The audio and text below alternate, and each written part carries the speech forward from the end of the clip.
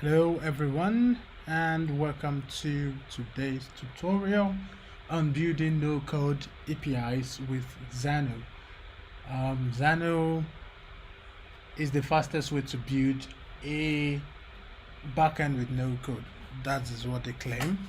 So today we are going to be building a simple API that we'll be using for our tutorials in future using Flutter. And once we build an API here, we are going to use it to build a Flutter app. And in most of our tutorials, we'll probably be using Xano to build backends for our Flutter application. So here is a little bit of an overview of Xano, and they have a little video here where you can go over to sort of understand how it works, and you can head over to xano.com. that is the website. Okay, and in fact they claim that you can extend your backend in a few clicks. Authenticator, SendGrid, Twilio, GitHub, Captcha, and so forth. And after you finish building your APIs, they will generate an API documentation using Swagger. We will see how that works. Okay, I requested an early access to Xano, so I sort of have an access to Xano, which is quite cool. So let me log into Xano. Xano, is this Xano or Xano? Xano. All right. Here you have Xano here, and this is the dashboard for Xano. And Xano gives you a free instance because it's a test. So an instance is a server that hosts your workspaces. So for every instance you have, this instance is like a server itself. So instead of you worrying over hosting all your servers, Xano take care of that for you. And so your workspace is a container within an instance. So for this free instance, all the customers sort of share instances.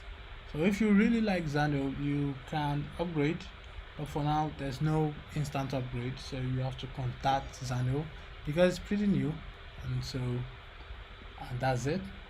Let's go over to the free instance. Sorry, just a minute. I sort of discovered that my internet works differently with Xano. All right. So I'd like to start over afresh to sort of show you exactly what you need to do.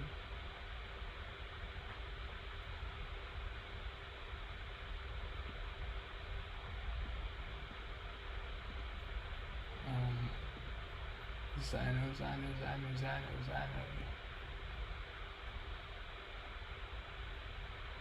Okay, Xano is having a bit of a trouble. It's quite new, so you see all these little bugs up and down. But what Xano can be useful for is for proof of concepts. If you want to build an API for POCs, Xano is really great for that. Okay, so we are on our dashboard, and you have a couple of menus here. As I over this, you have the database, you have the API, you have your library, you have the marketplace, and you have your settings. Let me reset my workspace so that we start afresh. Okay, so here, so once you log in onto your Xano, if you don't have an instance before, you will come over here, and then you click on this get started button, and let's call our workspace codes. We want to build a codes API, and where we'll put in all our codes and we'll be able to retrieve it.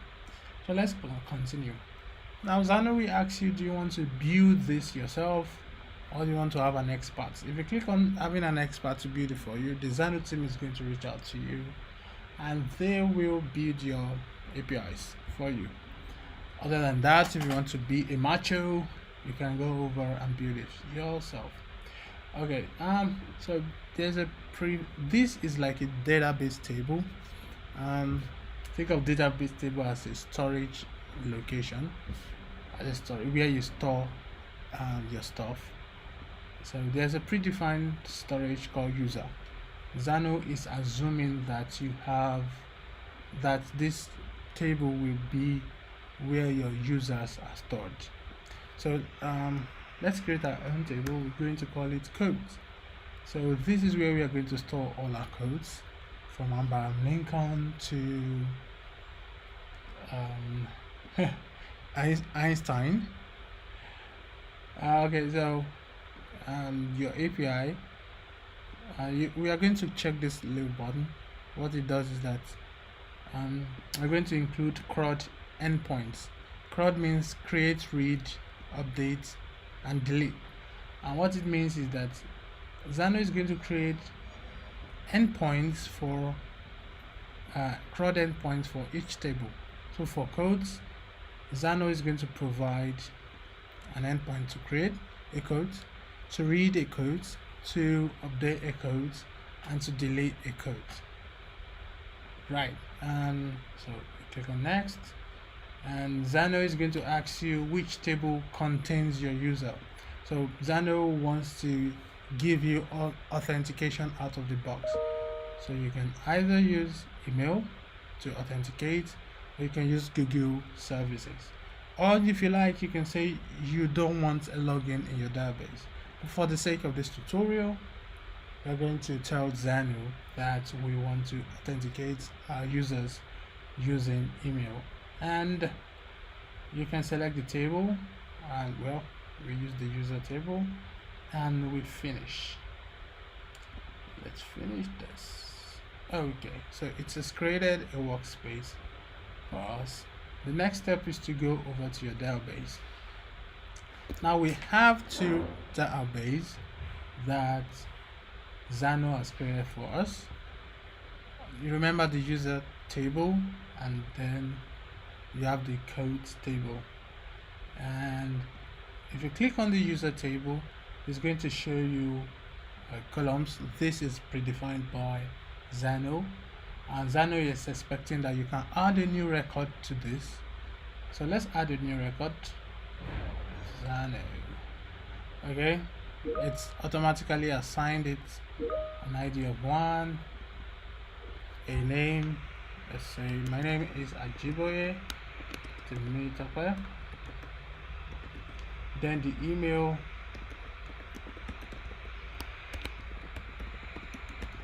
then you put your password, which you want to 3, 4, 5, 6, 7, 8.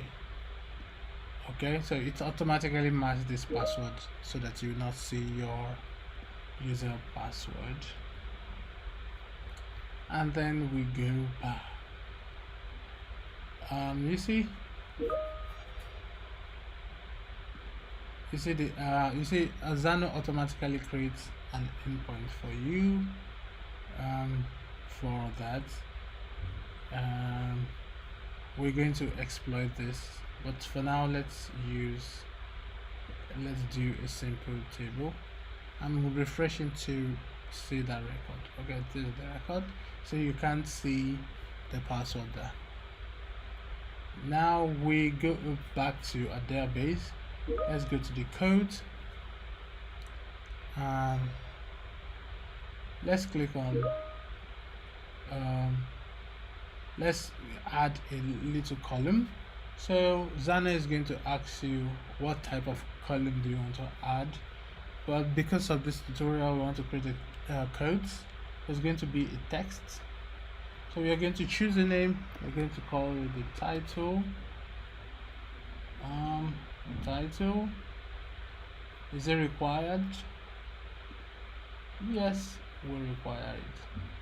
And we're going to save it. And then we need the description of the code. Let's say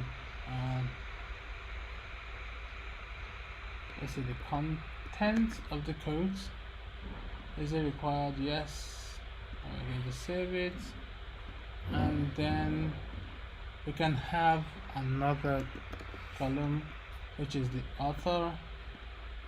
Yes, and we are going to save that as well. We can create a new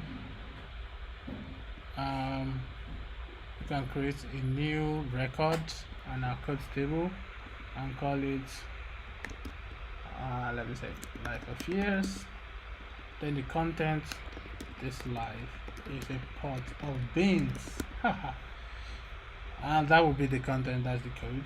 And then the author will be me. Yes, I created it, so I'm the author. It's not saving. Save that again. Did it save? Okay, saved. Now we have everything saved. Now I think we are done basically. And let's go to, when you click on the API, Xano is going to give you the APIs for your endpoint. Let's try that again. Okay, so we have the APIs now, and then we can explore the API.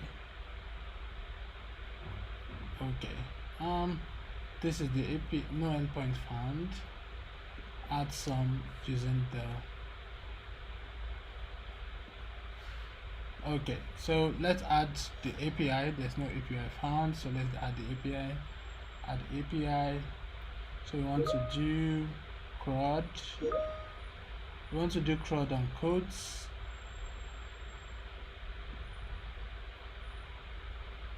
So you can actually do the CRUD on the codes, but if you click on the Swagger, oh, there's no fix it. Yeah, okay. If you if you want to add an API aside the one that you generated, you can do that using the add API. Or when you create your tables and all this, Xano automatically creates your API endpoints. And when you click on the documentation, API documentation, you can see the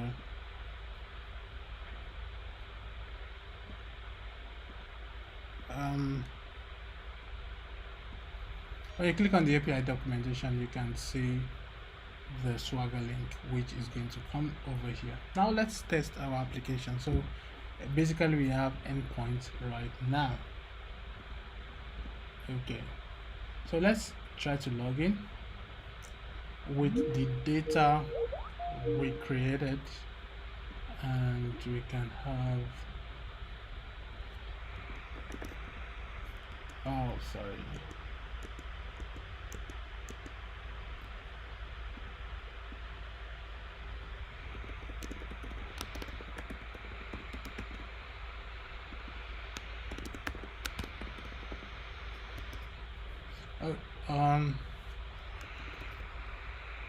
okay, so let me add something like this and see what it's going to say.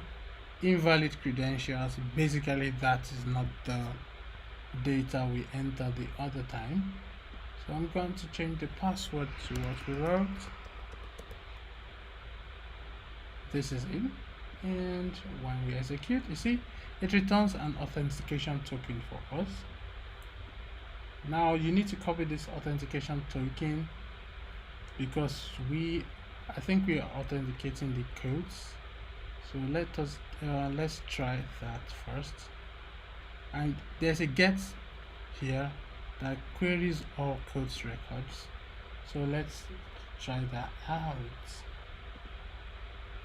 Okay, so this endpoint is not authenticated, so we don't need to copy this. But if it's authenticated, you copy this and you put it on the authorize here, and you just paste it there. So all your endpoints is going to be authenticated. Okay, so we have a record. Content is this live, the point of beans, the author is Ajibo Itentope. Okay, and that is basically it. That's how you can create API endpoints with Xano. You see, we have not written any bit of the code, and it's pretty cool. And if you go to the library, you can create functions on Xano that helps you to define a bit of logic, and we will be exploring that another day. Okay, so thank you.